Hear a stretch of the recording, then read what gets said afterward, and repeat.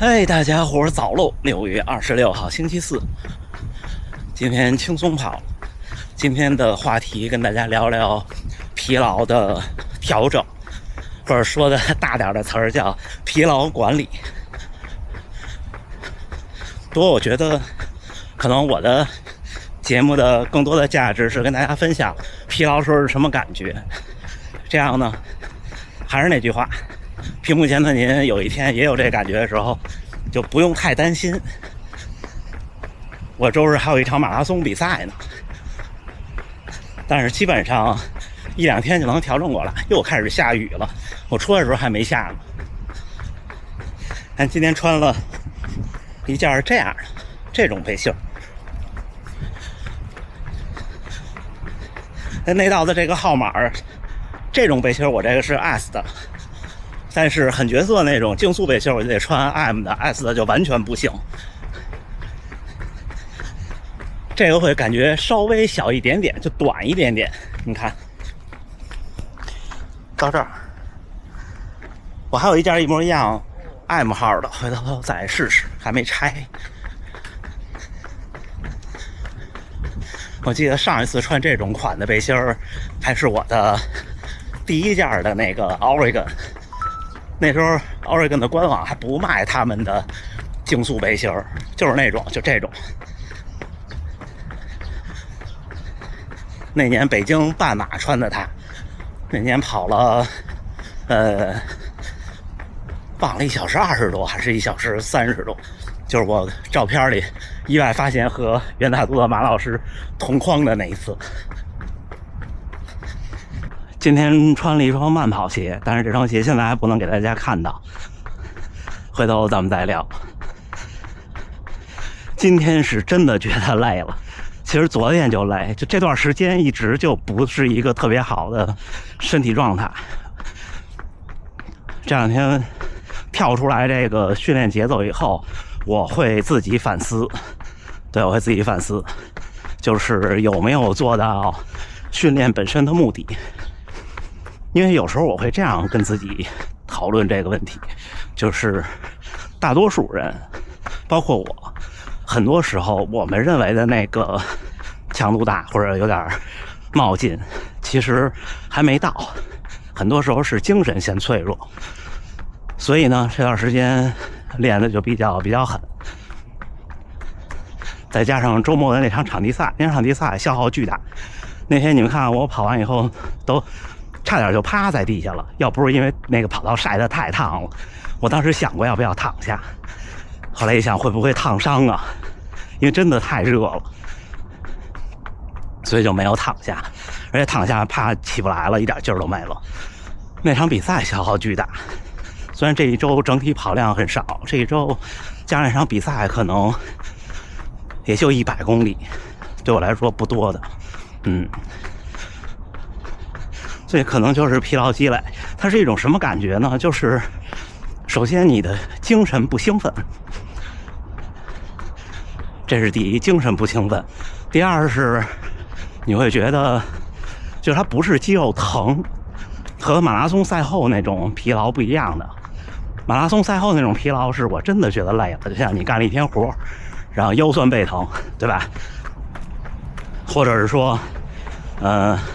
你刚跑完一场比赛，第2天你觉得这腿一抬腿就疼，这个我觉得叫累，它不是疲劳。疲劳可能更多的是一个长期的东西，就是它这感觉是觉得，就现在我跑步觉得每一步都特费劲，你这一步蹬出去并没有觉得你使的劲儿少了，也并没有觉得说你没劲儿，也并不是觉得说肌肉疼，什么都没有。但是呢，就好像是你又回到了刚开始跑步的那个样子，就是觉得特费劲。但是你看我现在一看配速5分35，我这还是一个小下坡。我们训练是这样的，就是张弛有度。你可能这段时间特累，到那种像昨天我跑完强度课那感觉，我觉得正合适。今天就不能再顶了，或者再正常训练了，今天就要休息。你单独今天这一天觉得特疲劳，我觉得是好事儿，就说明你前段时间的训练把你的身体刺激到了一定的程度，你有反应了。那今天开始你调整，慢跑、休息，然后管理好饮食，尽量弄好睡眠。在这种情况下呢，差不多你恢复个2-3天，也许你就实现了那个所谓的超量恢复。因为为什么我说所谓的超量恢复？就我个人认为啊，对我们普通人来说，就不是脱产训练的这种人来说，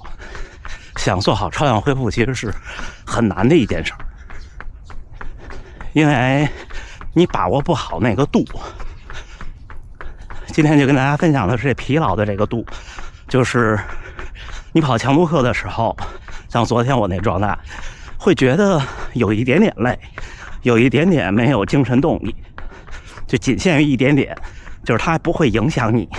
你还能跑。然后跑完以后觉得特痛快，特累，但是还特痛快，不是特痛苦。但是呢，你到第二天今天一起来，你发现我好累啊，而且这个累不是肌肉疼痛，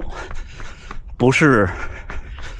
关节有问题，而是就是你觉得你挺好的，但是一跑不是那么回事儿。哎，那我觉得就刺激到位了。那今天就轻松跑，就休息。休息到什么程度呢？差不多我的经验，我现在的水平，差不多有2天，到第3天我就完全 OK 了。如果能力再差一些的小伙伴，可能是3天，但是不是说让您全休3天。像我的安排基本上就是因为这周我有比赛，周末，所以今天轻松跑，今天是周4，然后明天早上起来是一个更短的轻松跑，然后我就休息了。对我来说，明天就等于是我的休息日了。然后周6一个轻松跑3公里左右，然后加几组冲刺，就像我总说的马拉松赛前那种刺激一下，就结束了。这个时候周末去比赛的话，你的身体状态应该是在一个不能说顶峰吧，在一个相对的波峰上，就是你在你那个超量恢复了，就已经超了一点量那状态就好了。但是有的跑者会有热量焦虑，会有训练焦虑，就是我原来也有，就我一天都不敢停，因为你怕你停了以后，哎，我这一天没练，我少了1000多千卡的消耗，那我是不是3天就长半斤肉？会有这种焦虑，我原来也会有，但是现在看，就首先从科学上怎么说，我不确定，但是我的实验是一般不会，因为你疲劳积累以后，然后你的热量摄入更多的，就训练有素的小伙伴的话，会更多的去修补你的损伤，会填补你的那个缺口。我觉得这件事上，训练有素的小伙伴和普通人还是有很大差别的。普通人有时候是你会说，哎呦，我喝凉水都长肉，但是其实不是啊，也是吃了热量长肉。但是训练有素的小伙伴就会好一些。但是这2-3天的这种调整，我的建议是，稍微控制一下碳水，增加蛋白质。你甚至跑者，其实我不排斥脂肪，你不使劲吃大肥肉就行了，就正常饮食，然后降低一点主食的摄入，差不多有1-2天，等你又充满动力了，然后再继续下一个小周期。就比方说我是这么计划的，调整到周末，周日呢去比赛。周日的比赛肯定挺艰苦的，因为就算在函馆，就在北海道也很热了，差不多和今年的无锡差不多，应该甚至还要再热一点点。然后赛道也是后半程起伏比较大，就是个娱乐赛，以赛代练。所以这周日是我的一个长距离的强度课，就是这场函馆马拉松。期望的状态是周日的时候是一个精神饱满的在波峰的状态，然后跑完以后呢，最好是跑到在波谷的状态，然后周一周二调整，周三又是一个新的开始，周三用一个强度课来开启下一个小周期，就自己去，就我老说自己对付自己。回到一开始说的，就大家有这种感觉的时候，第一别担心，就并不是能力下降了。你看我现在我这每一步都跑不动，5分20的配速。你们看我说话时候的心率，当然也加上今天太湿热了。就这个梅雨季大半张，北方人真的不习惯，还不如那种北京那种暴晒，感觉空气里弥漫着水滴。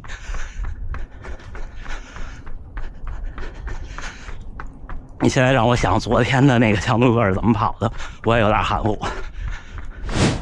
今天就跑9公里，轻松跑，很轻松的跑，特别的湿热，买了个水，9公里都得喝水了。这周末的函馆马拉松和那个佐里间湖100公里是同一天，去年就是这周末的这一天，去年是30号。我去了佐里间湖挑战那个100公里，大河原先生去跑了函馆马拉松。那天佐里间就北海道最北边了，30摄氏度。这今年其实温度还好，但是我的体感是今年比去年湿度大。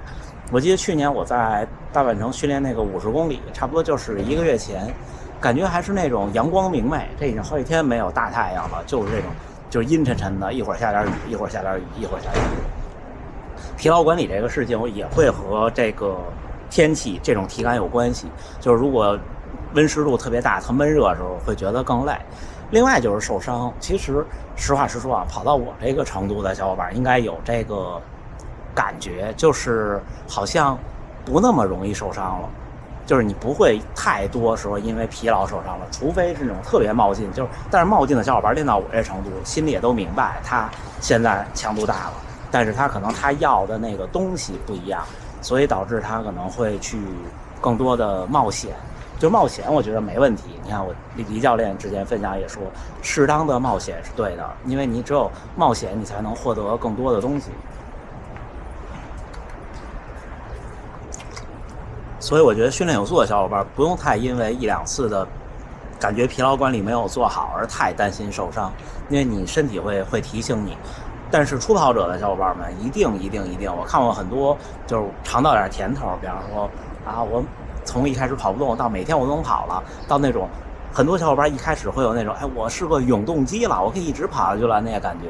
然后突然就受伤了，受伤以后就特别沮丧，尤其是一开始的小伙伴，尤其是又是减肥的小伙伴，就会有体重焦虑、热量焦虑，然后我是不是这一停下来就不能再跑了的焦虑，各种焦虑就都会来了。所以做好疲劳管理，如果你第二天起来感觉腰酸腿疼，倒其实还好，就是我说这种感觉，就是你哪儿都没事儿，但是就是跑不动了的时候要小心，